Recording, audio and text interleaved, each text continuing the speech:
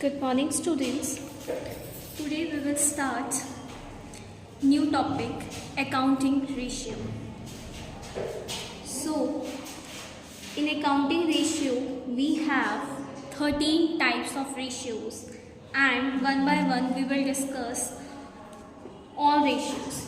First is liquidity ratio.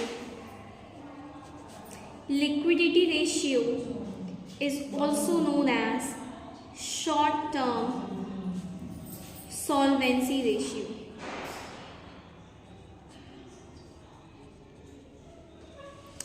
And in liquidity ratio are of two types, current ratio and quick ratio. Current ratio is also known as working capital ratio, and quick ratio is also known as acid test ratio. What is liquidity ratio? Liquidity ratio are a short-term solvency ratio, which means they meet short-term obligations. जितने भी आपके short term obligations होते हैं उनको meet करने में help करता है liquidity ratios, and they are of two types, current ratio and quick ratio. And how to calculate current ratio? तो formula is current ratio equal to current liability divided by current liability. ठीक है, current ratio equal to current assets divided by current liabilities. And quick ratio formula is quick asset divided by current liability. ठीक है, current ratio होता क्या है? Current ratio आपको benefits देता है विद इन 1 ईयर में. इसके अंदर आपके इंक्लूड होते हैं कैश, बैंक बैलेंस, ये आपके करंट एसेट्स का पार्ट होता है. क्लियर?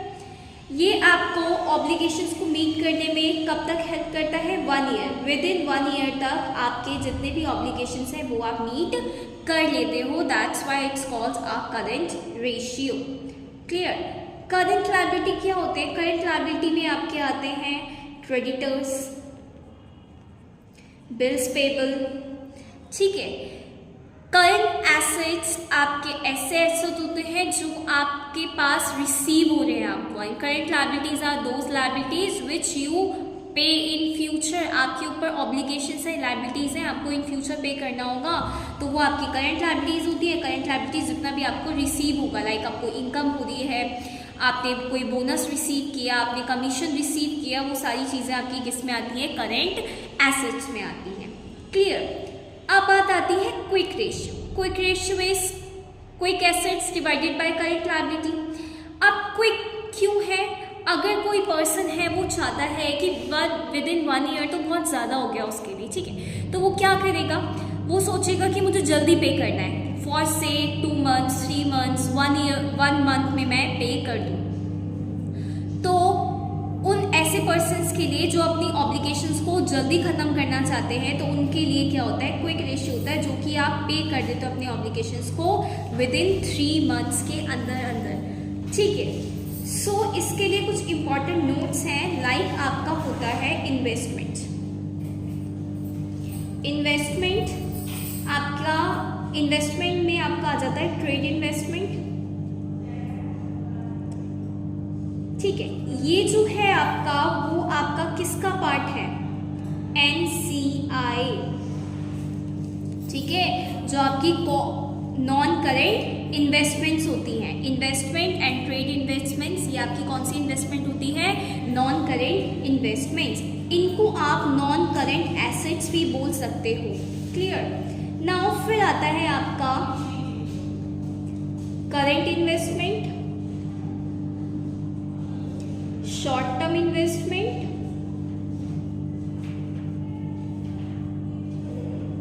मार्केटेबल सिक्योरिटीज,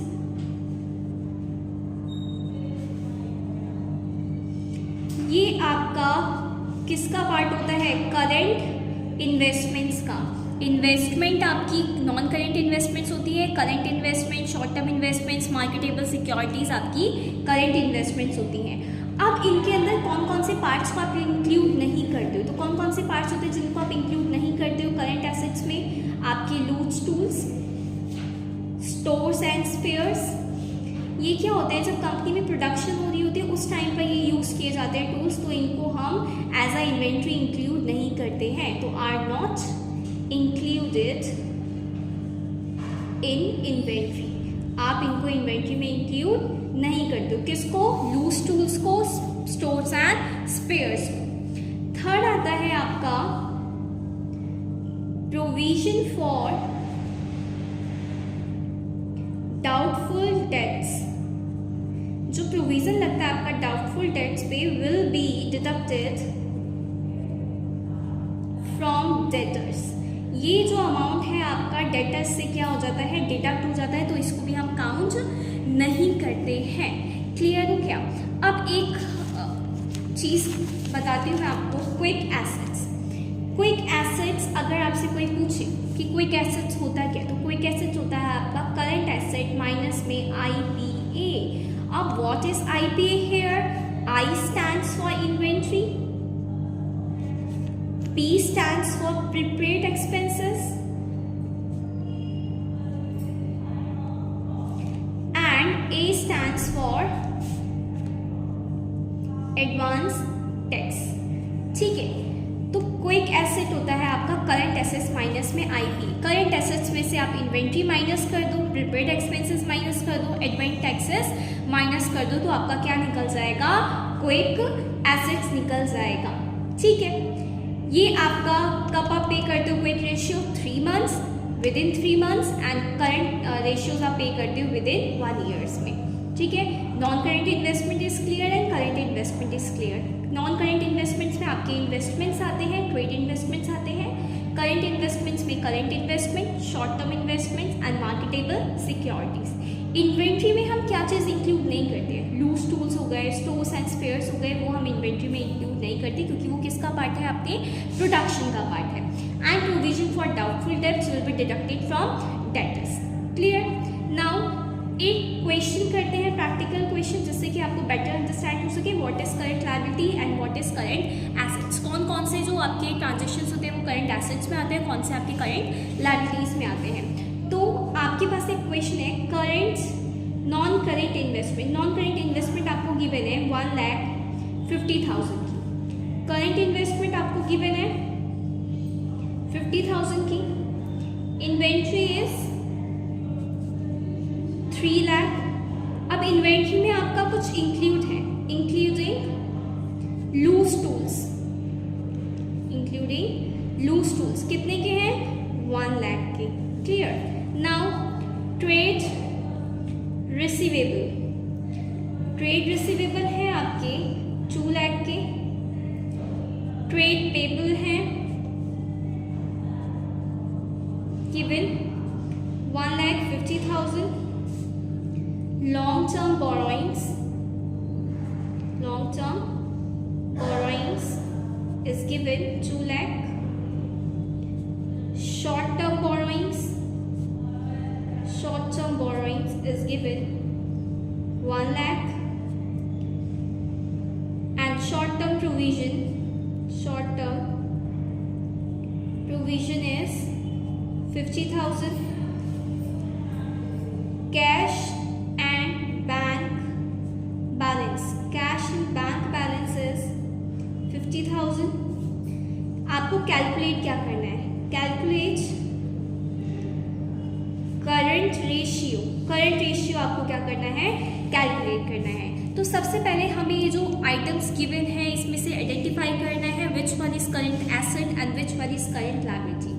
अभी हमने पढ़ा कि जो नॉन करेंट इन्वेस्टमेंट्स होती हैं वो किसका पार्ट होता है? आपका इन्वेस्टमेंट का पार्ट होता है। ठीक है, एसेट्स में इंक्लूड नहीं करते हैं उसको।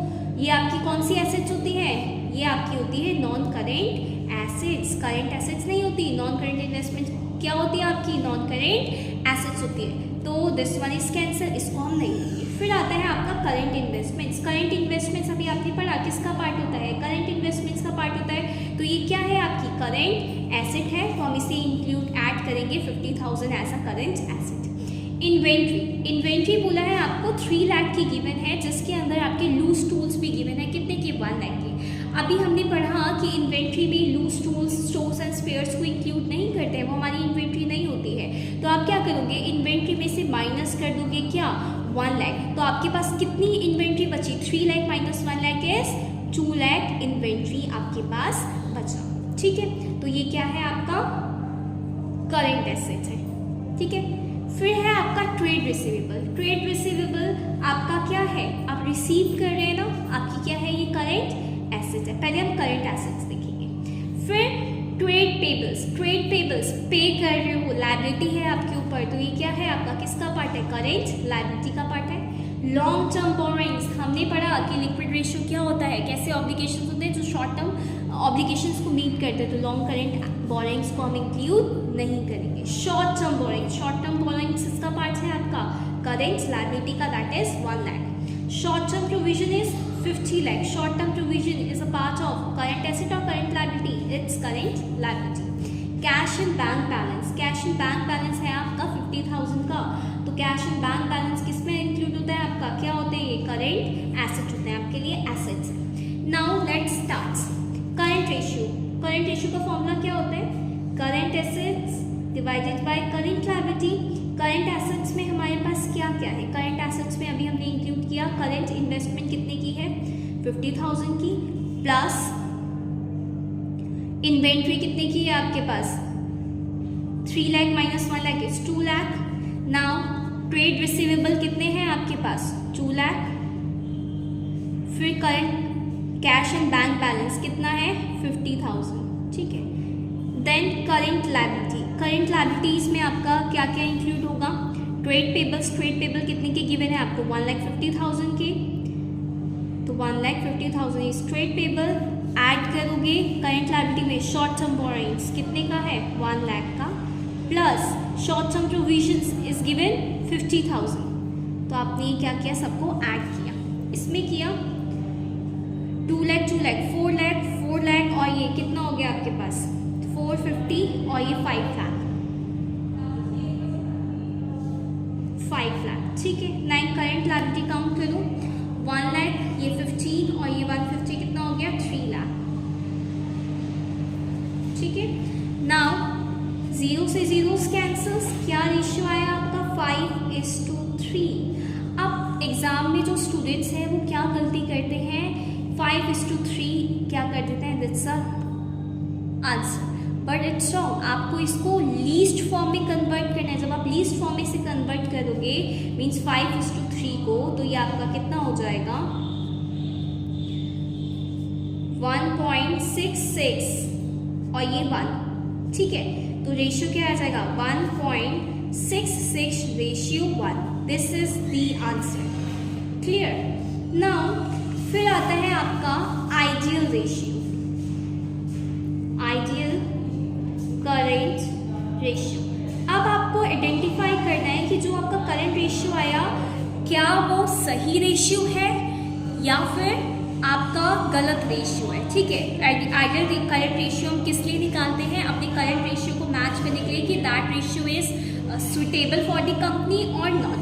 तो करंट आइडियल रेशियो आपका क्या होता है 2:1 होता है। ठीक है, हमेशा जो करंट एसेट्स है करंट लायबिलिटी है वो आपका डबल होगा, किससे, current assets is always double bye current liability. ठीक है, अब देखिए 2:1 है और आपका अभी जो रेशियो आया था वो कितना आया था 1.66.1। इट मीन्स ये क्या है, इससे कम है, डबल नहीं है, तो दैट मीन्स कि ये रेशियो आपकी कंपनी के लिए सही नहीं है। तो आइडियल रेशियो हम क्यों निकालते हैं, ताकि हम ये आइडेंटिफाई कर सकें कि जो हमारा ये रेशियो है ये सुटेबल है या नहीं है। So this is all about today's session. Thank you.